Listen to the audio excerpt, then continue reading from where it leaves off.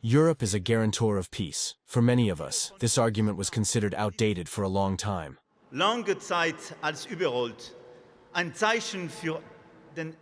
A sign of the success of our efforts. But today there is war in Europe again. An ode to Europe. Emmanuel Macron speaks to thousands in Dresden about Europe's challenges. Security, defense, democracy. The French president recently even warned of the death of Europe and wants to put Europe's security on its own feet quickly.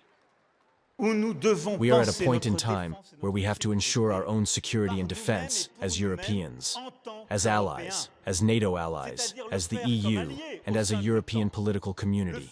We have our own history, our own biography, and the actual unification of Europe will only be complete when we have set the framework for Europe's security ourselves.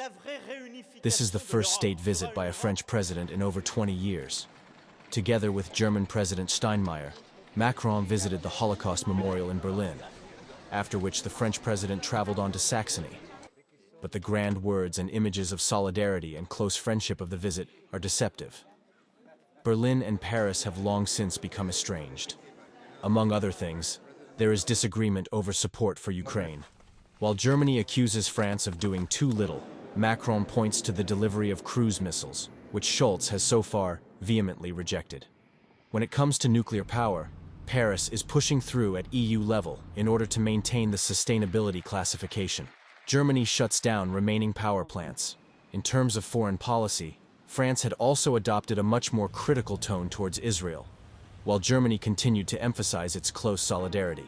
Since the beginning of Olaf Scholz's chancellorship, the relationship has entered difficult waters, according to observers. Weil Kanzler Scholz und Präsident Macron. On the one hand, because Macron and Scholz have clearly not yet established a relationship of trust. Andererseits, weil einfach eine große Reihe an großen Herausforderungen vor diesen beiden Ländern. On the other hand, however, because these two countries and the European Union as a whole face a number of major challenges. During Macron's state visit, it is hoped that breakthroughs can now be achieved on these issues. This will take place on Tuesday at Schloss Meseberg, where the German and French cabinets will meet for government consultations.